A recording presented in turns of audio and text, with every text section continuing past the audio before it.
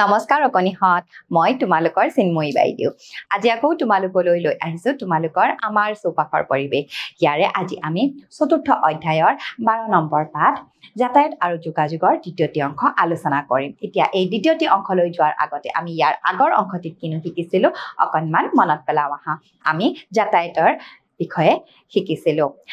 এঠাইৰ পৰা আন এঠাইলৈ যোৱা এই ব্যৱস্থাটোৱে হৈছে যাতায়াত ব্যৱস্থা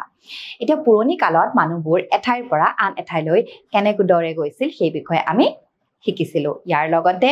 আমি জানিছিলো তেওঁলোকে কেনে ধৰণৰ যান-বাহন ব্যৱহাৰ কৰিছিল এতিয়া আসন এই দ্বিতীয় অংশত কিনো আছে চাও এতিয়া চোৱাচোন ইয়াত তোমালোকৰ কাৰণে যান-বাহনৰ বিষয়ে কিছু কথা লৈ আহিছে এতিয়া চাওচোন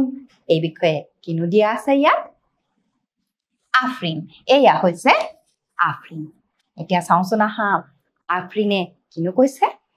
যে যোৱা দেওবাৰে মই গুৱাহাটীত থকা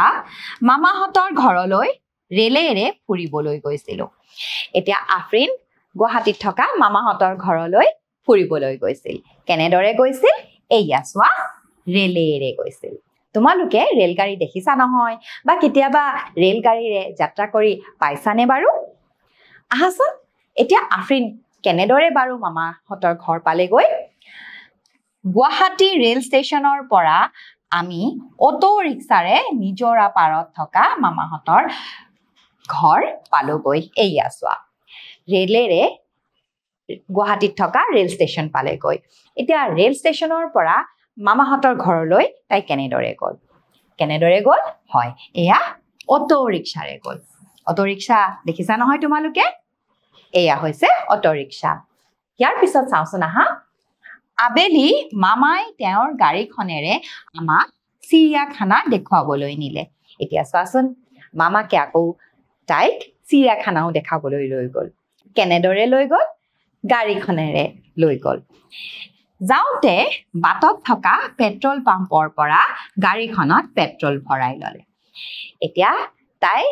পেট্ৰল পাম্পত গৈ পেট্ৰল ভৰোৱাও দেখা পালে এয়া চোৱাচোন এইখন হৈছে গাড়ী আমি আমাৰ বাট-পথবোৰত এনে ধৰণৰ চাৰিচকীয়া গাড়ী আমি বহুতো দেখা পাওঁ নহয়নে বাৰু এতিয়া আহাচোন এতিয়া শেৱালীয়ে কিনো কৈছে চাওঁ আহা এয়া হৈছে শেৱালী যে এই বছৰ মোৰ জন্মদিনত নতুন দিল্লীত থকা মোৰ খুৰা-খুৰী আহিছিল এতিয়া শেৱালীৰ আকৌ জন্মদিন আৰু শেৱালীৰ জন্মদিনলৈ নতুন দিল্লীত থকা তাইৰ খুৰা-খুৰী আহিছিল তেওঁলোকে উৰাজাহাজেৰে আমাৰ ডিব্ৰুগড়ৰ ঘৰলৈ আহিছিল তেওঁলোকে কেনেদৰে যাত্ৰা কৰিছিল এয়া চোৱা উৰাজাহাজেৰে আমি আকাশত উৰাজাহাজ দেখা পাওঁ নহয়নে বাৰু এতিয়া নতুন দিল্লীৰ পৰা প্ৰায় 3 ঘণ্টাৰ ভিতৰতে তেওঁলোক আহি ডিব্ৰুগড়ৰ মোহনবাৰী বিমান বন্দৰত নামিছিল এতিয়া চোৱাচোন এই বিমানবোৰ মানে এই উৰাজাহাজবোৰ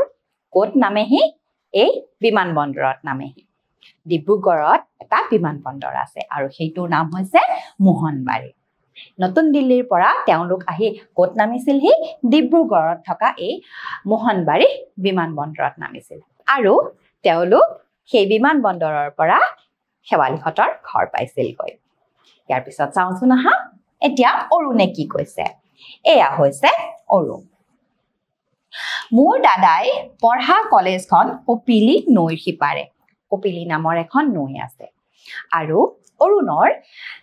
দাদাকে সেই নৈৰ সিপাৰে থকা কলেজখনলৈ পঢ়িবলৈ যায় এতিয়া দাদাক কেনেকৈ যায় চাওঁচোন আহা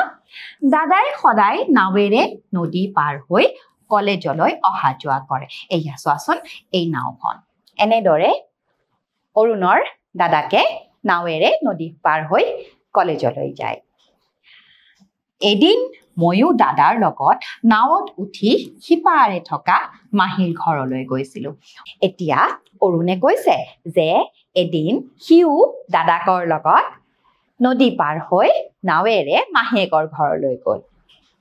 নাৱত উঠি কি যে ভাল লাগিছিল এতিয়া চোৱাচোন অৰুণৰ বোলে নাৱত উঠি বৰ ভাল লাগিল তোমালোকে বাৰু এনেদৰে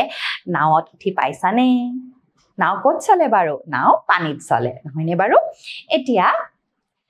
তোমালোকলৈ কিছুমান প্ৰশ্ন আছে আহাচোন এই প্ৰশ্নবোৰৰ উত্তৰ কৰো ইয়াত সুধিছে যে আফ্ৰিনৰ মামাকে তাইক চিৰিয়াখানালৈ কেনেকৈ লৈ গৈছিল মটৰ গাড়ীৰে নে অটো ৰিক্সাৰে কেনেদৰে লৈ গৈছিল হয় মটৰ গাড়ীৰে লৈ গৈছিল নহয়নে বাৰু অৰুণে মাহীয়েকৰ ঘৰলৈ কেনেকৈ গৈছিল নাৱেৰে গৈছিল নে ৰেল গাড়ীৰে গৈছিল বাৰু হয় অৰুণে মাহীয়েকৰ ঘৰলৈ নাৱেৰে গৈছিল এতিয়া মৰমৰ অকণিহঁত আজি আমি যান বাহনৰ বিষয়ে কিছু কথা শিকিলো নহয়নে বাৰু আমি ৰেল গাড়ী দেখা পালো অটো ৰিক্সা দেখা পালো লগতে আমি নাও দেখা পালো উৰা জাহাজ দেখা পালো নহয়নে বাৰু